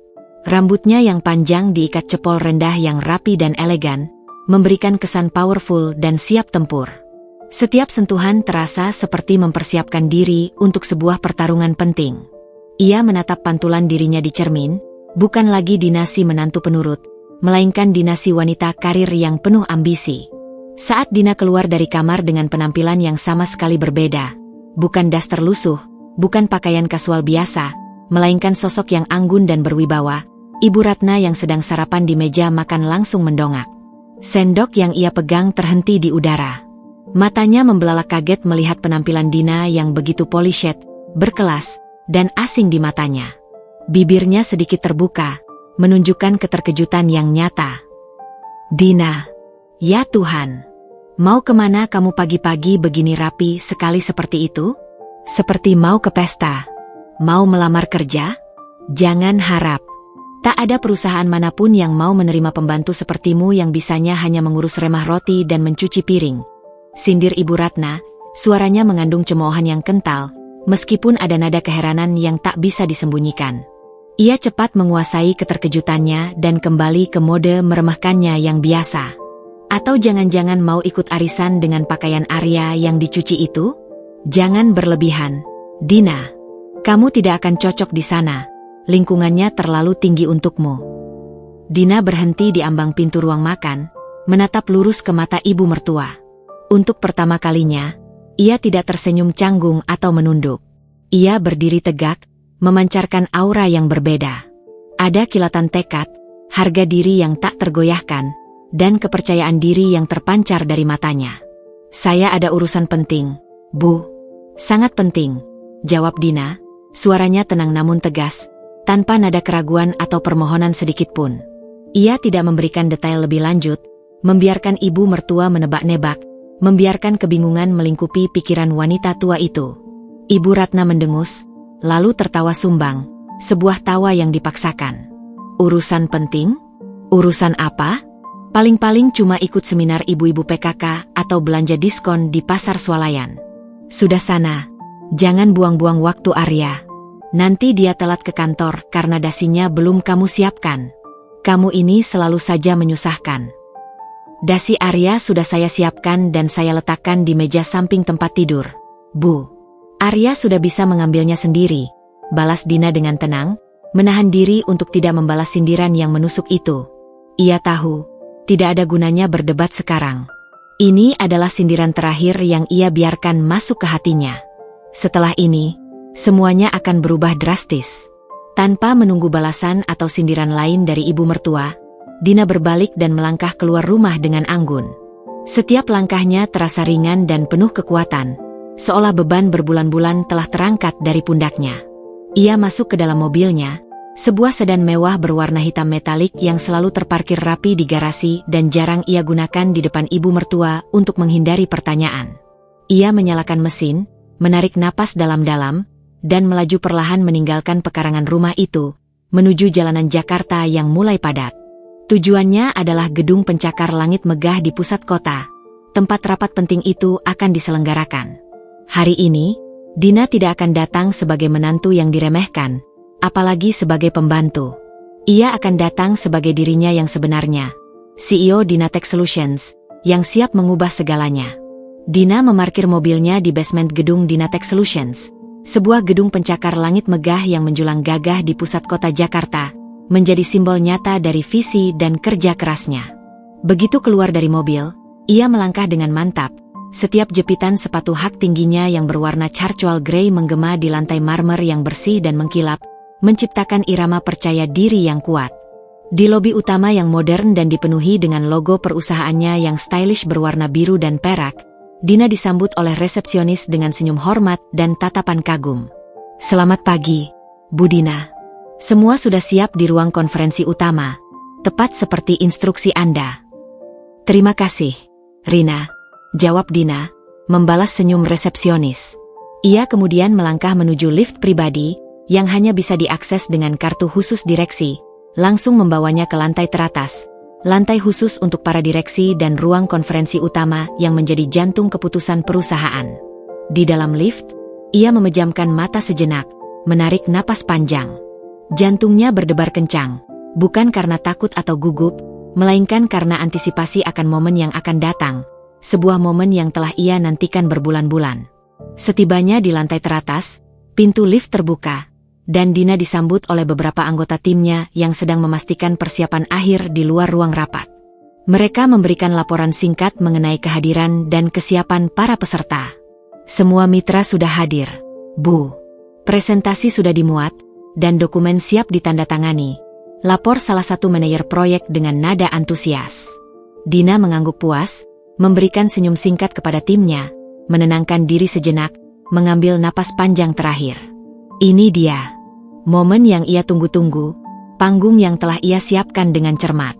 Ia mendorong pintu besar ruang konferensi utama yang terbuat dari kayu solid dan kaca buram dengan perlahan. Suara, klik, pelan dari pegangan pintu itu terdengar jelas di tengah bisik-bisik dan percakapan ringan di dalam ruangan. Ruangan itu sudah penuh, sekitar 20 orang petinggi perusahaan, termasuk direktur, kepala departemen, dan beberapa perwakilan dari PT Adikarya Mandiri, klien utama Dinatek yang akan menandatangani kontrak raksasa itu. Para pria mengenakan setelan jas mahal, sementara para wanita tampil elegan dalam balutan busana kerja berkelas. Di antara kerumunan itu, Dina segera melihat Arya, suaminya, yang duduk di barisan depan dengan kemeja navy yang tadi pagi ia setrika dengan teliti. Di samping Arya, duduklah Ibu Ratna, menantu kesayangannya. Ibu mertua tampak anggun dengan balutan kebaya modern berwarna emerald green yang berkilau, berbicara dengan seseorang di sebelahnya. Sesekali melirik jam tangan mewahnya, menunjukkan ketidaksabarannya menunggu dimulainya rapat yang akan dipimpin oleh CEO investor misterius itu. Ketika Dina melangkah masuk sepenuhnya, dengan kepala tegak dan tatapan lurus, semua mata di ruangan itu secara otomatis menoleh padanya. Bisik-bisik kecil terdengar, namun segera terhenti, digantikan oleh keheningan total. Sebuah aura kuat terpancar dari sosok Dina. Arya, yang pertama kali menyadari kehadiran Dina, langsung membelalakan matanya lebar-lebar. Keterkejutan terlihat jelas di wajahnya, bercampur dengan sedikit kelegaan dan kebanggaan yang tak dapat disembunyikan. Ia tak menyangka Dina akan datang, apalagi dengan penampilan seprofesional itu, di kantor yang tak ia duga adalah milik istrinya. Ibu Ratna, yang tadinya asyik mengobrol dan sibuk dengan gestur anggunnya, merasakan keheningan mendadak di ruangan itu. Ia menghentikan ucapannya, mengangkat alisnya, dan menoleh ke arah pandang semua orang yang kini terpaku. Matanya langsung bertemu dengan sosok Dina. Wajahnya yang tadinya angkuh dan dominan, seketika berubah. Pertama, ada ekspresi bingung dan tidak percaya. Lalu, kerutan di dahinya muncul, seolah berusaha keras untuk mengenali sosok familiar namun asing di depannya. Ketika ia sadar itu adalah Dina, menantunya yang hanya mengurus bisnis kecil di rumah, raut wajahnya berubah menjadi syok murni. Matanya membelalak lebar, bibirnya sedikit terbuka, dan sendok teh yang dipegangnya nyaris jatuh dari genggaman, membuat suara denting kecil di piring. Dia melirik panik ke arah Arya, seolah bertanya tanpa suara, "Apa yang terjadi? Apa yang menantumu lakukan di sini dengan penampilan seperti itu?" Dina, dengan senyum tipis namun penuh kemenangan yang tersungging di bibirnya, berjalan dengan tenang dan anggun menuju kursi utama di ujung meja konferensi. Kursi yang biasanya diduduki oleh pimpinan tertinggi, CEO perusahaan. Setiap langkahnya penuh kekuatan, meninggalkan jejak ketegasan dan otoritas di antara tatapan terkejut, kebingungan, dan rasa hormat yang mendadak muncul dari para peserta rapat. Ia bisa merasakan tatapan ibu mertua yang seperti menembusnya, penuh pertanyaan, ketidakpercayaan, dan bahkan sedikit ketakutan. Seorang asisten dengan sigap menarik kursi untuk Dina. Dina duduk dengan elegan, tanpa tergesa-gesa, meletakkan briefcase-nya di samping, dan menatap seluruh ruangan dengan pandangan profesional yang tajam dan menguasai. Ia kemudian menatap ibu mertua untuk sepersekian detik. Sebuah tatapan yang penuh makna, kini Dina yang memegang kendali penuh atas situasi ini. Ibu Ratna tampak seperti patung, membeku di tempatnya. Syok yang luar biasa terpampang jelas di seluruh wajahnya. Ia tak tahu bahwa kejutan sebenarnya, momen pembuktian Dina, baru saja akan dimulai. Keheningan di ruang konferensi itu terasa mencekik, lebih berat dari beban pikiran yang selama ini dipikul Dina. Suasana hening itu hanya dipecahkan oleh suara pendingin ruangan yang berdesir lembut dan napas-napas yang tertahan dari para hadirin. Semua mata, tanpa terkecuali, tertuju pada Dina, yang kini duduk tegak di kursi utama, memancarkan aura kepemimpinan yang tak terbantahkan. Ibu Ratna masih terpaku, matanya membelalak tak percaya seolah baru saja melihat hantu. Ia melirik panik ke arah Arya, yang kini tersenyum tipis padanya. Sebuah senyum penuh makna yang seolah mengisyaratkan, sebentar lagi ibu akan tahu segalanya. Dina melirik arlojinya yang melingkar elegan di pergelangan tangannya, lalu menatap satu persatu wajah yang ada di ruangan itu dengan pandangan yang menguasai. Pandangannya berhenti sejenak pada ibu mertua. Sebuah senyum tipis dan dingin tersungging di bibirnya. Ada kilatan kepuasan samar di sana. Sebuah vindication dari semua perlakuan yang telah ia terima. Kemudian, ia meraih mikrofon kecil yang terpasang di meja, mengaktifkannya dengan sentuhan ringan. Selamat pagi dan selamat datang, bapak-bapak dan ibu-ibu sekalian. Suara Dina bergema jelas dan tegas di seluruh ruangan, memenuhi setiap sudutnya dengan otoritas yang tak terbantahkan. Sebuah suara yang sama sekali berbeda dengan nada lembut, patuh, dan seringkali merendah yang biasa didengar Ibu Ratna di rumah. Terima kasih banyak sudah meluangkan waktu berharga Anda untuk hadir dalam rapat yang sangat krusial hari ini. Kehadiran Anda semua sangat kami hargai. Arya, yang duduk di samping ibunya, menunduk sedikit, menahan senyum bangga yang nyaris meledak. Ia tahu ini adalah momen yang Dina tunggu-tunggu, dan ia ikut merasakan ketegangan yang menyelimuti ibunya, sebuah drama yang akan segera mencapai puncaknya. Ibu Ratna menatap Dina tak berkedip, otaknya berputar keras. Ia mencoba mencerna apa yang sedang terjadi. Mengapa menantunya itu yang memulai rapat? Mengapa dia duduk di kursi pimpinan? Kursi yang seharusnya diduduki oleh CEO dari perusahaan yang akan berinvestasi? Ada apa ini? Pikirannya kalut, kacau balau, mencoba mencari jawaban logis di antara tumpukan keangkuhan yang ia miliki, namun tak ada yang masuk akal. Semua skenario yang ia bayangkan hancur berantakan. Dina melanjutkan, suaranya semakin percaya diri, berwibawa, dan tenang. Sebagaimana yang sudah Bapak dan Ibu ketahui, hari ini kita berkumpul untuk membahas dan secara resmi menandatangani kesepakatan proyek Komet, sebuah kolaborasi strategis yang monumental antara Dinatech Solutions dan PT Adikarya Mandiri, yang kami yakini akan membawa inovasi besar dan terobosan di bidang infrastruktur digital di seluruh Asia Tenggara. Ia berhenti sejenak, membiarkan nama perusahaannya menggema. Kemudian, ia menatap lurus ke arah para perwakilan PT Adikarya Mandiri, termasuk Arya yang kini duduk tegang namun bangga, senyumnya semakin lebar. Setelah itu, pandangannya beralih perlahan, sangat perlahan, ke arah Ibu Ratna, yang kini terlihat sangat pucat dan gelisah. Jantung Ibu Ratna berdetak tak karuan. Sebelum kita masuk ke detail presentasi proyek, visi jangka panjang, dan proses penandatanganan kontrak yang akan segera kita lakukan, kata Dina, suaranya kini sedikit lebih dalam dan penuh penekanan, seolah sedang bersiap melontarkan bom waktu. Izinkan saya untuk memperkenalkan diri secara resmi kepada Anda semua, terutama bagi mereka yang mungkin belum mengenal saya secara langsung. Jeda yang singkat itu terasa begitu lama, dipenuhi dengan ketegangan yang luar biasa. Para hadirin saling pandang, merasakan ada sesuatu yang akan terjadi. Ibu Ratna terlihat semakin gelisah, tangannya gemetar, mencoba meraih tangan Arya di sampingnya, namun Arya hanya menggenggamnya pelan, seolah menenangkan tanpa memberikan jawaban. Matanya seolah berkata, "Lihat saja, Bu. Nama saya Dina Paramita," ucap Dina, menyebutkan nama lengkapnya dengan jelas dan lantang. Setiap suku kata terdengar memantul di ruangan itu. Ia membiarkan nama itu terucap, memberikan sedikit jeda, lalu melanjutkan, "Dan saya adalah Chief Executive Officer, CEO, dari Dinatech Solutions."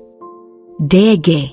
Kata-kata itu bagai petir menyambar di siang bolong yang cerah, menghantam Ibu Ratna tepat di ulu hatinya, menghempaskan seluruh kesombongan yang selama ini ia pegang teguh. Wajahnya yang tadinya pucat kini memerah padam karena malu, lalu kembali pias secepat kilat.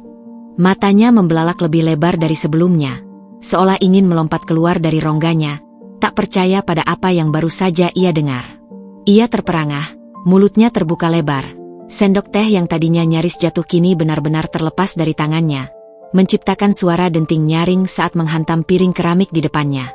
Gelas air di sampingnya terguling, menumpahkan isinya di atas taplak meja putih bersih. Namun Ibu Ratna tidak bergerak, ia terlalu syok untuk bereaksi. Mulutnya sedikit terbuka, mencoba mengatakan sesuatu, namun tak ada suara yang keluar, hanya embusan napas tertahan. Seluruh tubuhnya menegang, membeku di tempat duduknya. "Ini Dina," menantu yang selama ini ia anggap pembantu rendahan. Menantu yang setiap hari ia remehkan sebagai wanita, tidak punya pekerjaan jelas, dan hanya mengurus bisnis kecil-kecilan. Menantu yang dia sindir tidak selevel dengan menantu teman-temannya yang direktur bank atau dokter spesialis. Dina, wanita yang baru saja pagi ini ia suruh membersihkan remah roti dan menyetrika kemeja Arya, kini duduk di kursi pimpinan, mengenakan setelan desainer yang elegan, memancarkan aura jutaan dolar, dan mengumumkan dirinya sebagai CEO dari perusahaan raksasa yang akan menjadi mitra utama dari perusahaan putranya sendiri. Para peserta rapat lainnya tampak sedikit terkejut, namun dengan cepat menutupi ekspresi mereka dengan wajah profesional. Beberapa dari mereka mungkin sudah tahu identitas Dina, namun tidak menyangka akan ada drama seperti ini, terutama dengan kehadiran Ibu Ratna. Arya menatap ibunya dengan tatapan penuh rasa bersalah namun juga sedikit rasa puas yang tak dapat disembunyikan. Ibu Ratna terpaku, tatapan matanya kosong. Pikirannya kosong. Semua keangkuhan dan kesombongannya yang telah ia bangun selama bertahun-tahun runtuh dalam sekejap mata. Matanya berkaca-kaca, bukan karena sedih, melainkan karena syok yang luar biasa, malu yang teramat sangat, dan penyesalan yang mendalam. Ia tak tahu harus bereaksi seperti apa. Kata-kata tak mampu terucap. Dunia yang selama ini ia bangun di atas dasar status, kekayaan, dan kemewahan, mendadak berbalik dan menamparnya telak dengan kebenaran yang tak bisa ia bantah. Suara dentingan gelas yang jatuh masih menggema di telinga Ibu Ratna. Namun ia tak bisa bergerak, seluruh tubuhnya terasa kaku. Pandangannya kosong, menatap ke depan namun tidak benar-benar melihat apapun. Semua percakapan yang terjadi selanjutnya di ruang rapat megah itu, setiap presentasi yang dipaparkan dengan grafik canggih, setiap angka proyeksi keuntungan yang disebut dengan bangga oleh Dina, seolah hanya gema yang samar dan tak berarti baginya. Ia melihat Dina berdiri tegak di podium, dengan percaya diri memimpin presentasi, menjelaskan strategi bisnis jangka panjang, dan berinteraksi dengan para direksi dari berbagai perusahaan. Setiap grafik yang ditampilkan di layar lebar, setiap angka miliaran rupiah yang disebut sebagai valuasi perusahaan Dina, setiap senyum hormat yang diberikan para mitra, semakin menampar wajah Ibu Ratna dengan kenyataan pahit yang tak terbantahkan. Perusahaan yang selama ini ia remehkan sebagai bisnis kecil-kecilan, yang ia kira tak memiliki prospek, ternyata adalah raksasa di bidangnya, sebuah kekuatan pendorong di balik proyek-proyek besar yang bahkan menguntungkan perusahaan putranya sendiri. Ibu Ratna menunduk dalam. Wajahnya kini memerah padam karena malu yang teramat sangat. Ia tak berani mengangkat kepala, apalagi menatap Dina. Kepala yang selama ini terangkat angkuh, penuh kesombongan, kini menunduk dalam, menghindari kontak mata dengan siapapun, terutama dengan menantunya. Ia merasa sangat bodoh, sombong, dan kejam. Semua sindiran, semua perlakuan, semua ejekan yang ia lontarkan kepada Dina selama berbulan-bulan, kini berbalik menghantamnya telak, bagai bumerang yang menghancurkan dirinya sendiri. Pembantu, tidak punya pekerjaan jelas, tidak selevel, hanya bisa mengurus remah roti. Kata-kata itu terus berputar di benaknya seperti kaset rusak. Setiap kata adalah cambuk yang menghantam jiwanya, meninggalkan luka yang mendalam. Di tengah rapat, Arya sempat melirik ibunya. Ia melihat bahu Ibu Ratna yang bergetar samar, tanda penyesalan dan keterkejutan yang luar biasa. Hatinya teriris, merasa iba. Namun ia juga tahu bahwa ini adalah momen yang harus dilalui. Dina pantas mendapatkan pengakuan ini, setelah semua yang ia alami. Ketika sesi presentasi selesai dan Dina mempersilakan untuk sesi tanya jawab, Ibu Ratna sama sekali tidak mengangkat kepala.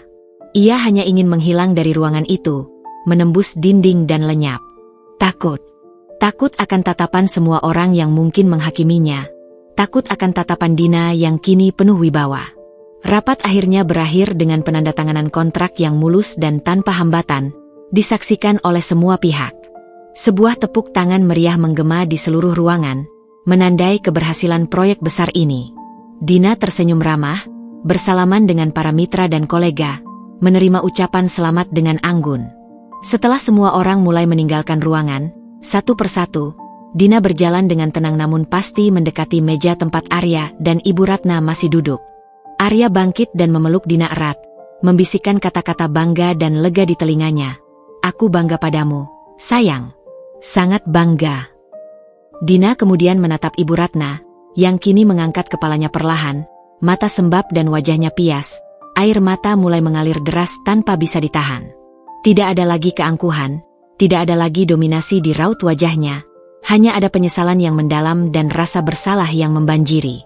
"Ibu baik-baik saja?" tanya Dina lembut, suaranya tenang, tanpa ada nada kemenangan, ejekan, atau sindiran sedikit pun. Ia hanya ingin memastikan, seolah melupakan semua perlakuan yang ia terima. Ibu Ratna tak mampu menahan air matanya lebih lama lagi. Ia berdiri perlahan, tubuhnya sedikit gemetar, lututnya terasa lemas. Tanpa berkata-kata, ia merengkuh Dina dalam pelukan erat, pelukan yang terasa rapuh namun penuh penyesalan yang tulus. "Maafkan ibu, Dina. Maafkan semua perkataan dan perlakuan ibu selama ini," isaknya, suaranya tercekat, tersendat-sendat oleh tangisan. "Ibu tidak tahu. Ibu benar-benar tidak tahu. Ibu terlalu sombong, terlalu meremehkanmu. Ibu pantas mendapatkan ini. Ibu malu sekali. Nak, maafkan ibu. Sungguh, maafkan ibu." Dina balas memeluk ibu mertua dengan erat. Dalam pelukan itu, ia merasakan ketulusan penyesalan Ibu Ratna yang begitu dalam. Semua amarah dan rasa sakit yang ia pendam selama ini mendadak melunak dan menghilang, tergantikan oleh rasa lega. Ini bukan lagi tentang balas dendam, ini tentang pemahaman, penerimaan, dan mungkin sebuah awal yang baru. "Sudah, Bu. Tidak apa-apa," bisik Dina, menepuk punggung ibu mertua pelan, mencoba menenangkan. "Yang penting ibu sudah tahu sekarang. Kita bisa mulai lagi dari awal, dengan lebih baik." Arya berdiri di samping mereka, menyaksikan momen mengharukan ini dengan mata berkaca-kaca dan hati yang dipenuhi rasa lega yang luar biasa. Ia tahu, babak baru dalam hubungan keluarganya telah dimulai. Sebuah babak yang mungkin akan dibangun di atas kejujuran, pengertian, dan rasa hormat yang lebih dalam. Momen rekonsiliasi yang mengharukan di ruang konferensi megah itu menjadi titik balik yang fundamental bagi Ibu Ratna dan seluruh dinamika keluarga mereka. Setelah tangisan penyesalan yang pecah, yang membasahi pipinya dan membasuh kesombongannya, Ibu Ratna benar-benar menjadi sosok yang berbeda. Keangkuhan yang selama ini membentengi dirinya, seperti tembok kokoh yang tak bisa ditembus, runtuh, digantikan oleh rasa hormat yang mendalam dan bahkan sedikit kecanggungan di hadapan menantunya yang kini ia ketahui adalah seorang CEO perusahaan teknologi raksasa. Beberapa hari setelah rapat monumental itu, suasana di rumah mewah Ibu Ratna terasa canggung pada awalnya, namun perlahan menghangat, seperti embun pagi yang menguap di bawah sinar matahari. Ibu Ratna tidak lagi memerintah Dina. Suaranya yang dulu tajam dan penuh sindiran kini terdengar lebih lembut, bahkan kadang-kadang ragu-ragu. Sebaliknya, ia justru terlihat lebih sering meminta maaf, bahkan untuk hal-hal kecil yang dulu tak akan pernah ia pedulikan. "Dina, ibu minta maaf bubur yang ibu buatkan tadi pagi kurang asin ya? Ibu benar-benar tidak terbiasa memasak lagi, tangan ibu sudah kaku," ucap Ibu Ratna suatu pagi, suaranya kini terdengar tulus, bahkan agak malu-malu, seolah ia adalah seorang anak kecil yang melakukan kesalahan. Ia menggaruk tengkuknya yang tidak gatal. Dina tersenyum lembut. "Tidak apa-apa, Bu. Sudah enak kok, saya suka." Dina tahu, permintaan maaf itu lebih dari sekadar soal bubur. Perubahan yang paling mencolok dan mengejutkan adalah bagaimana Ibu Ratna memperlakukan Dina di depan asisten rumah tangga dan juga di depan Arya, serta di depan tamu-tamu sosialitanya. Ia tidak lagi memanggil Dina untuk mengerjakan tugas-tugas rumah yang remeh. Malah, seringkali ia yang justru bertanya dengan nada perhatian, "Dina, kamu mau minum apa? Ibu bisa minta bibi buatkan teh herbal yang menenangkan pikiranmu." Atau, "Apa Dina ada rapat penting hari ini? Kalau ada, biar ibu yang siapkan bekal makan siangmu, atau ibu minta supir mengantarkanmu." Suatu sore, saat Dina sedang video call dengan timnya di kamar, membahas strategi ekspansi ke pasar regional, Ibu Ratna mengetuk pintu dengan sangat pelan, seolah takut mengganggu. "Dina, maafkan ibu mengganggu waktumu. Ibu hanya ingin memastikan kamu tidak terlalu lelah dengan pekerjaanmu. Kalau butuh kopi atau camilan, ibu bisa minta bibi untuk membawakannya ke kamarmu." Dina terkejut, namun hatinya menghangat. Ia tahu, penyesalan ibu mertua itu tulus, bukan sekadar basa-basi karena terkejut statusnya. Ibu Ratna bahkan mulai mencoba memahami bisnis Dina, sesuatu yang dulu ia anggap sepele.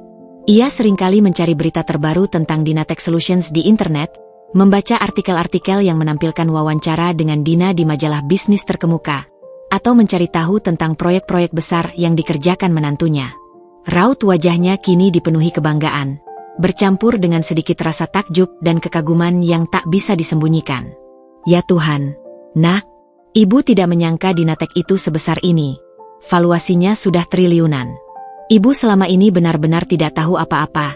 Ibu terlalu sibuk dengan dunia ibu sendiri, gumamnya suatu kali saat ia melihat laporan keuangan perusahaan Dina yang kebetulan terbuka di laptop Arya, menunjukkan angka-angka fantastis. Hubungan Arya dan Dina pun semakin kuat dan dalam. Arya merasa lega karena beban berat di pundaknya terangkat. Ia tak perlu lagi menjadi penengah yang serba salah atau merasa bersalah melihat Dina diperlakukan tidak adil. Ia melihat bagaimana Dina tetap memaafkan dan menerima ibunya, yang semakin menguatkan cintanya pada sang istri. Arya bahkan lebih sering membantu Dina dalam urusan rumah tangga, sebagai bentuk dukungannya dan rasa terima kasihnya. Ia juga mulai lebih aktif mendengarkan cerita Dina tentang pekerjaannya, memberikan masukan dari sudut pandangnya sebagai manajer proyek, dan tak jarang meminta nasihat dari Dina. Dina, sekarang kamu tidak perlu lagi menyembunyikan pekerjaanmu dari ibu. Bahkan, ibu ingin kamu lebih sering berbagi cerita tentang Dinatech. Dia bangga sekali padamu, bahkan sampai membual ke teman-temannya, kata Arya suatu malam, memeluk Dina erat di tempat tidur. Aku tahu, sayang, jawab Dina sambil tersenyum. Ini memang cara yang paling berat dan panjang. Tapi sepertinya ini cara terbaik untuk membuat ibu mengerti dan berubah. Aku tidak ingin dia bangga karena statusku, tapi karena aku adalah aku.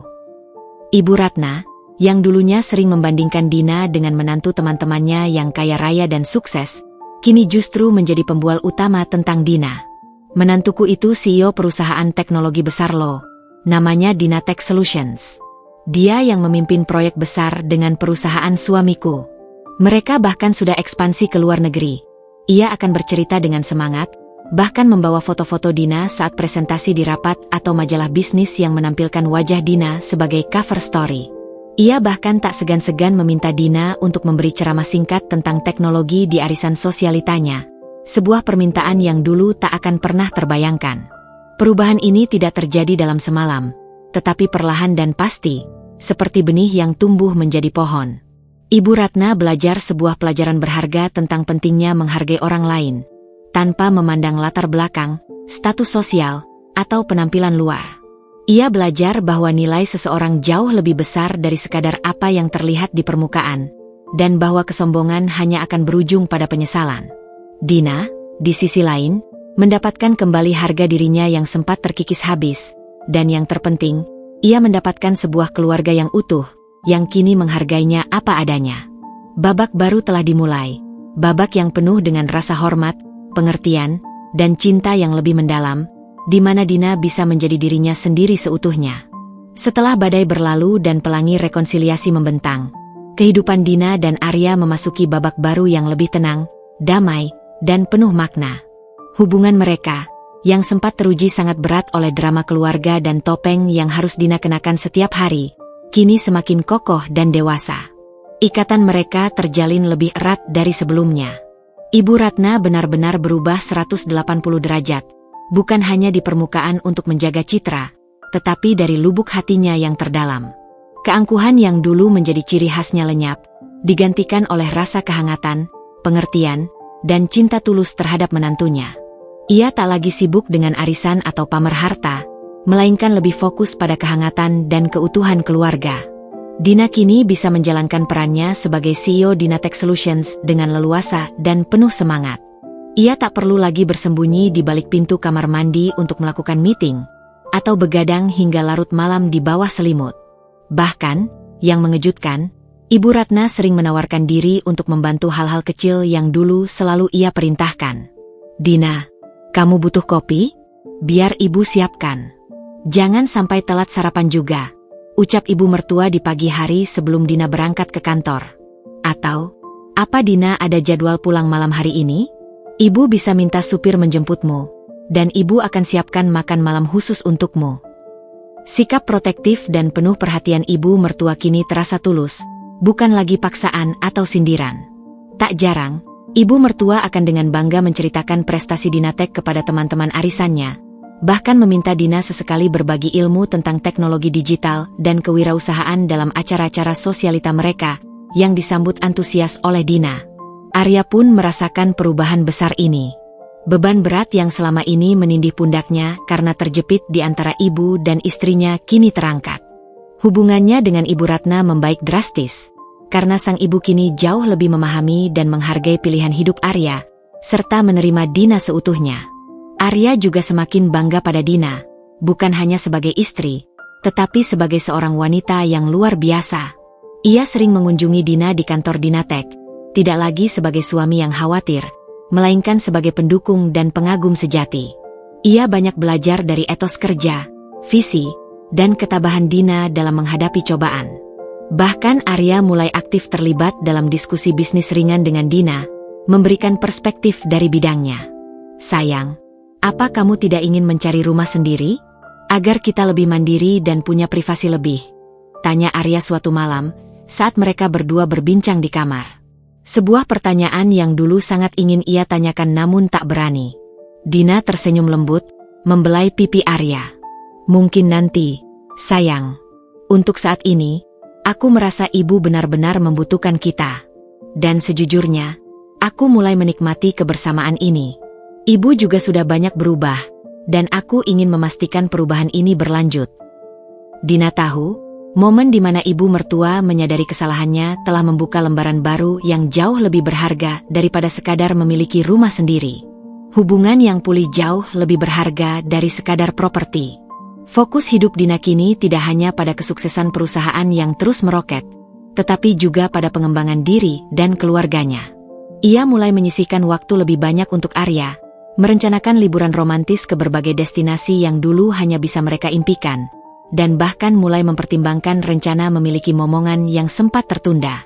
Ibu Ratna, yang dulunya mendesak soal cucu dengan tekanan, kini lebih sabar dan mendoakan yang terbaik untuk mereka, tanpa ada tekanan sedikit pun. Ia bahkan sering bertanya, "Kalian sudah periksa ke dokter? Jangan stres ya, Nak. Ibu siap bantu menjaga kalau nanti sudah ada." Dina juga lebih aktif dalam kegiatan sosial dan kemanusiaan, memanfaatkan platformnya sebagai CEO untuk menginspirasi wanita lain. Ia sering menjadi pembicara kunci di seminar kewirausahaan wanita, berbagi kisah perjalanannya, termasuk bagian sulit saat ia harus menyembunyikan identitasnya. Kisahnya menjadi inspirasi bagi banyak orang, mengajarkan bahwa ketekunan, integritas, dan keyakinan pada diri sendiri adalah kunci sejati kesuksesan, bukan sekadar gelar, jabatan, atau penampilan luar yang glamor. Dina membuktikan bahwa kekuatan sejati ada di dalam diri, di balik kesederhanaan. Kehidupan Dina dan Arya memang tidak dimulai dengan mudah, namun melalui badai konflik, pengorbanan, dan kejujuran yang menyakitkan, mereka menemukan kedamaian dan kebahagiaan sejati. Mereka belajar bahwa keluarga bukan hanya tentang ikatan darah, tetapi juga tentang penerimaan tanpa syarat, pengampunan tulus, dan kemampuan untuk tumbuh serta berubah bersama. Ibu Ratna, yang dulu adalah antagonis utama dalam cerita mereka, kini menjadi salah satu pendukung terbesar dan penggemar nomor satu Dina, membuktikan bahwa bahkan hati yang paling keras dan tertutup pun bisa diluluhkan oleh kebenaran, ketulusan, dan kekuatan cinta yang tak terhingga. Mereka hidup bahagia, dengan pelajaran berharga yang tak akan pernah mereka lupakan. Waktu berlalu begitu cepat. Bulan demi bulan berganti, dan hubungan Dina dengan Ibu Ratna tak henti-hentinya menunjukkan kemajuan signifikan. Ibu mertua yang dulu angkuh kini menjadi pribadi yang lebih hangat dan penuh perhatian. Ia tak lagi segan memuji Dina di hadapan teman-temannya, bahkan di setiap kesempatan selalu membanggakan prestasi menantunya. Dina pun merasa lebih nyaman dan dicintai dalam keluarga barunya. Rumah megah itu, yang dulunya terasa seperti penjara baginya, kini menjadi tempat yang nyaman dan penuh kasih. Tak terasa, hari ulang tahun Ibu Ratna yang ke-65 pun tiba. Arya dan Dina sepakat untuk mengadakan pesta kejutan yang meriah di salah satu ballroom hotel bintang 5 di Jakarta. Sama seperti lokasi resepsi pernikahan mereka dulu. Ini bukan hanya perayaan ulang tahun, tetapi juga simbol babak baru dalam keluarga mereka.